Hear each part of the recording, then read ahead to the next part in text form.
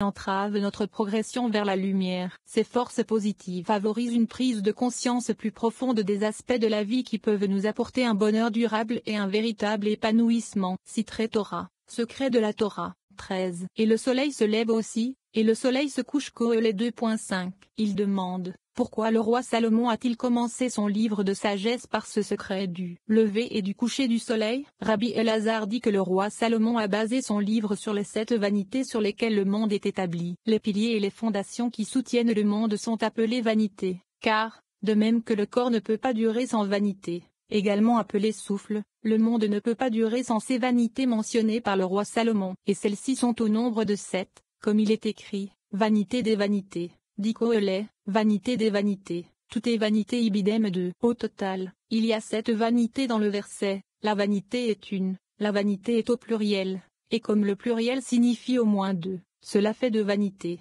Ensemble, il y a 3 vanités, et encore une fois il dit vanité des vanités, ce qui fait 6 au total. Et si nous ajoutons, tout est vanité, à la fin, il y a 7 vanités. 14. Vous direz peut-être que s'il en est ainsi, le monde est soutenu par des perles précieuses. Pourtant, ailleurs, il est écrit des vanités mauvaises qui causent la destruction de l'univers, comme dans « c'est de la vanité et une mauvaise maladie » Qohélet 2.2, et ceci. Et de la vanité et un esprit nuisible ibidem 4. Il répond qu'il en est assurément ainsi. Bien que ces 7 vanités soient saintes et nécessaires à l'existence du monde, il existe des vanités correspondantes d'où rayonne tout jugement dans le monde. Ces autres vanités punissent les hommes et les corrigent, afin qu'ils empruntent le chemin de la droiture. Elles sont appelées une vanité dans laquelle il y a une mauvaise maladie, et une vanité qui cherche le vent. Et elles maintiennent le monde parce qu'elles veillent à ce que les hommes empruntent le chemin de la droiture dans la crainte du Saint, béni soit-il. C'est pourquoi il y a beaucoup de vanités malfaisantes qui se répandent à partir de ces 7 saintes vanités, car elles sont aussi la subsistance de l'univers. 15. La raison pour laquelle il a commencé par le mystère du soleil, c'est-à-dire qu'il a commencé son livre par le verset « Et le soleil se lève aussi, et le soleil se coule », c'est parce que c'est une vanité qui soutient le monde, un secret pour amener l'homme à la foi supérieure du Saint, béni soit-il, afin qu'il mérite le mochin supérieur de Bina, appelé la foi supérieure du Saint, béni soit-il. Par conséquent, tout ce qui se trouve sous ce grade, c'est-à-dire sous le soleil, n'est pas le secret de la foi et ne relève pas de la sainteté. C'est pourquoi il est écrit, et il n'y avait aucun profit sous le soleil. Qohélet 2h11, et, dans toute chose qui se fait sous le soleil, Qohélet 9.2.6, car nous ne devons pas nous attacher en dessous.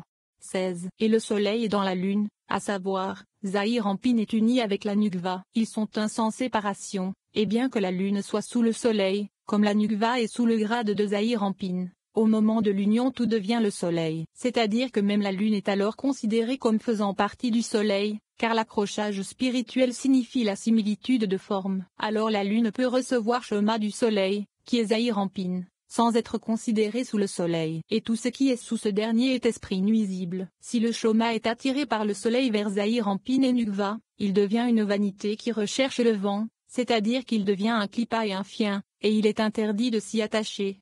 3. La splendeur du miroir brillant. Cette section traite de la véritable nature du patriarche Yaakov. Comme la couleur violette comprend toutes les couleurs, le miroir brillant comprend toutes les lumières. Tout comme le miroir comprend toutes les lumières, Yaakov jaillit de la même source mystique que les pères qui l'ont précédé, d'Adam et Noé à Abraham et Itchak. Comme les patriarches précédents, le moi et l'âme puissant de Yaakov sont forgés par les feux de la sexualité. L'union des opposés dont la puissance est irrésistiblement attirante pour l'autre côté. Tout comme Adam a été tenté par le serpent, Jacob a dû apporter un cadeau à l'autre côté, c'est-à-dire qu'il a dû survivre à une épreuve similaire de ténèbres et de désirs. Bien qu'il y ait eu des différences dans les épreuves de formation des 5 patriarches, on nous dit qu'ils étaient essentiellement de même nature. Elles ont donc produit des identités aussi puissantes chez les hommes qui y ont survécu. Après que Yaakov ait enduré sa propre épreuve par le désir, il reçut le nom des descendants qui partageraient l'identité qu'il avait acquise pour eux, Israël. La pertinence de ce passage. La lumière qui émane de ces versets nettoie la négativité créée par des pensées et des comportements sexuels impurs antérieurs. Nous devenons plus conscients du pouvoir et de la puissance de l'union sexuelle,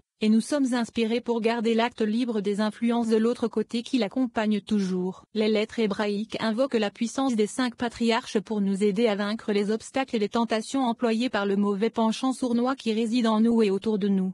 17. Et Yaakov sortit du labyrinthe fermé, et du mystère fermé émerge la splendeur du miroir brillant, qui est composé de deux couleurs jointes ensemble. Parce qu'elles sont incluses l'une dans l'autre, toutes les couleurs y sont visibles. Toutes les lumières qui apparaissent sont incluses dans la couleur pourpre. C'est-à-dire que, comme la couleur pourpre comprend toutes les couleurs, la splendeur du miroir brillant comprend toutes les lumières. Ces lumières courent et reviennent, car elles courent de l'illumination de droite à l'illumination de gauche pour y être incluses. Mais ensuite, elles retournent immédiatement à leur place dans l'illumination de la droite, et ils ne s'arrêtent pas pour voir, c'est-à-dire pour tirer le chemin, mais ils retournent immédiatement à leur place. Les illuminations de la droite et de la gauche se rejoignent dans cette splendeur, les amenant toutes deux à droite dans l'illumination de Chassadim. Et l'illumination de la gauche n'est pas vue du tout, mais elle est fermée et incluse dans la droite. 18. Dans cette splendeur habite quiconque habite, Iudevave, qui est le troisième séphiroth. C'est un nom qui décrit quelque chose de fermé et de totalement inconnu. C'est-à-dire que le nom s'attarde sur l'illumination de la droite, dont le labyrinthe n'est pas encore ouvert ou connu. Il ne s'attarde pas sur la gauche, dont le labyrinthe a été ouvert et dont l'existence est connue. Cette splendorite est appelée la voie de Yaakov, et non une grande voie. Dans cette splendeur, on voit la lumière des trois premiers séphiroth de Bina, appelés toute la fois. Ces chassadim sont également considérés comme faisant partie des trois premiers séphiroth, comme les chassadim des trois premiers de Bina. Et dans ce labyrinthe fermé de l'illumination du droit, qui est totalement inconnu, le nom de Iudevave demeure. Il est entier de tous côtés, car le haut et le bas, la Bina et la Nukva, sont ici inclus dans cette splendeur. C'est pourquoi, Yaakov a été sélectionné pour être l'élu parmi les pères, car il est inclus dans tous les côtés. Cette splendeur du grade de Yaakov, comme résultat de la purification de son nom, qui a atteint Malkout, est appelé l'élu parmi les pères, comme il est écrit, Yaakov j'ai choisi Yeshaïa 41 2.8. Il est appelé par deux noms, Yaakov et Israël. Tout d'abord, il a été appelé Yaakov. À cette époque, il laissait le droit régner, après qu'il ait établi l'illumination de la gauche et de la droite. Car le Shoma ne brille qu'après avoir été inclus dans le Chassadim, il a été appelé Israël. 19. C'est un grand mystère, car au début, avant d'aller à Charan, il était à la fin de cette pensée, qui est l'explication de la Torah écrite, appelée la Torah orale, qui est la Nukva. La pensée signifie Bina, la fin de la pensée et la Nukva lorsqu'elle est adoucie par Bina. C'est pourquoi on l'appelle un puïeb. Beir, comme il est écrit, Moshe a commencé à déclarer, Eb. Beir. Cette Torah de Varim 2.5, car il s'agit d'un puits, qui est une explication, Eb, Beur, de ce qui est désigné par cette, Eb, Sheva, Bina, qui explique et révèle le Shoma qui s'y trouve, comme il est écrit. Il a donc mis 7 ans à le construire Melachim 6h38. Et le premier temple est le secret de Bina, qui est une grande voie. Et lorsque la Nukva reçoit la Shoma de Bina, elle est considérée comme ayant une grande voie, et non la voie de Yaakov, puisqu'elle est Chassadim.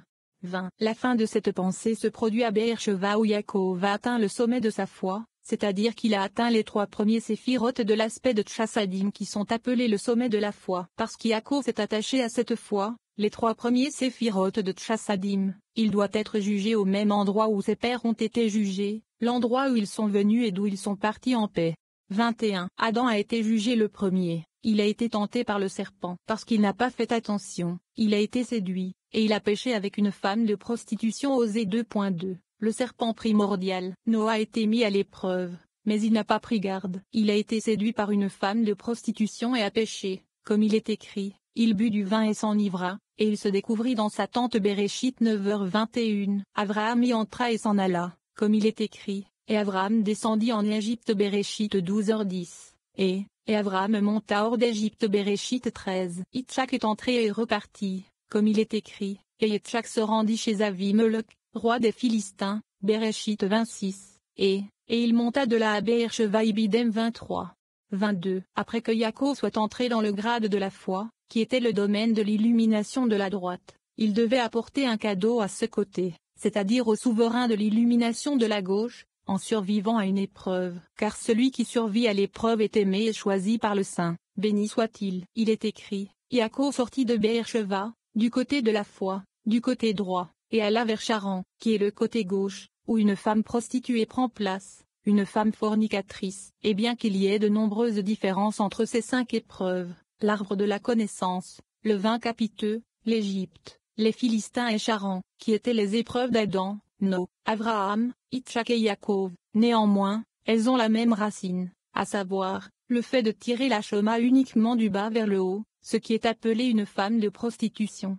4. Samaël et la femme prostituée. Il s'agit d'une discussion sur la double nature du mal, telle que révélée par l'histoire de Yaakov. Les clipos, ou coquilles de négativité, ont des aspects masculins et féminins. Le texte personnifie l'aspect féminin, plus doux, du mal comme une prostituée, la femme de la prostitution, parée de ses atours pour séduire les hommes. L'homme insensé est séduit par la façade étincelante du mal et par des démonstrations distrayantes de fausse affection. Après qu'un individu ait fréquenté le mal, l'illusion de sa douceur se dissipe, remplacée par l'aspect masculin dur et punitif. Ne prononcez pas ce nom, Samaël, qui est un vengeur et un tueur. Yaakov, un homme sage, est tenté par les charmes féminins du mal, et est presque séduit par l'autre côté, mais au dernier moment, il voit sa vraie nature et se détourne. Samaël est tellement vexé de perdre une victime qu'il combat Yaakov, comme il est écrit, et un homme lutta avec lui. Yaakov est assez fort pour vaincre Samaël, mais il est aussi marqué à jamais par la lutte lorsque le démon toucha le creux de sa cuisse. Cette marque est son insigne d'honneur. La pertinence de ce passage bien trop souvent,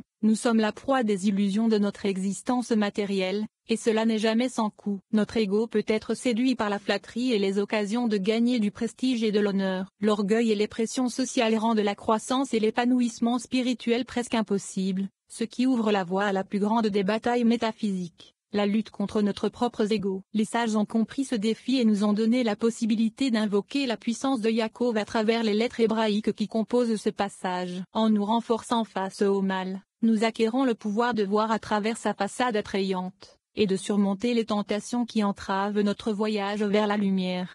23. Un profond mystère se trouve dans la force de la lumière de sainteté de Yitzhak, et dans la lie de vin, qui sont des clipos. Une forme émerge des deux, faite de bien et de mâle et de femelle, ne faisant qu'un. Elle est rouge comme une rose et s'étend sur de nombreux côtés et chemins, ayant de nombreux aspects. Le mâle est appelé Samaël et la femelle est toujours incluse en lui. Comme du côté de la sainteté, Zahir Ampin et Nukva sont toujours inclus l'un dans l'autre. Ainsi de l'autre côté, un mâle et une femelle sont inclus l'un dans l'autre. La femelle de Samaël est appelée serpent, femme de prostitution, la fin de toute chair Béréchit 6h13, et la fin des temps.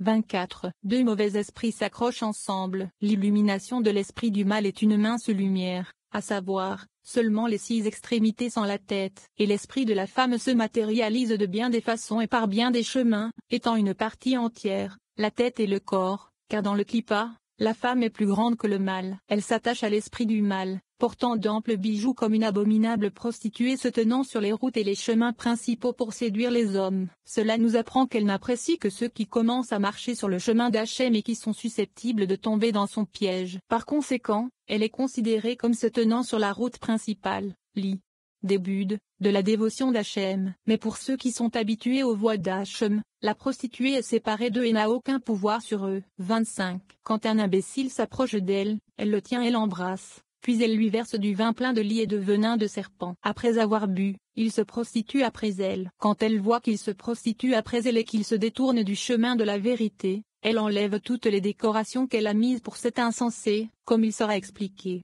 26. C'est très séduisant qu'on prenne ses cheveux, qui sont rouges comme une rose, et son visage, qui est blanc et rouge. À ses oreilles, 6 boucles d'oreilles en tissu égyptien. À son cou pendent tous les pouvoirs des terres orientales. Sa bouche est ornée d'une petite fente de forme agréable, sa langue est tranchante comme une épée, sa parole est lisse comme de l'huile, et ses lèvres sont belles et rouges comme une rose. Vêtue de pourpre et ayant 40 décorations moins une, elle est plus douce que tout ce qui est doux dans le monde. 27. Le fou la suit, boit de son vin et fornique avec elle. Que fait-elle? Elle le laisse dormir dans son lit, monte le dénoncer, et reçoit la permission de le tuer. Puis elle descend sur lui. Le fou se réveille en pensant à la convoiter, comme avant. À ce stade, elle a enlevé les décorations et est devenue un puissant oppresseur qui porte un vêtement de feu brûlant qui provoque une grande horreur et effraie le corps et l'âme. Cet oppresseur a des yeux horribles et une épée tranchante sur laquelle il y a des gouttes amères. L'oppresseur tue le fou et le jette dans le genou. 28. Yaakov descendit vers elle, vers la femme d'Arloterie, et se rendit chez elle, comme il est écrit,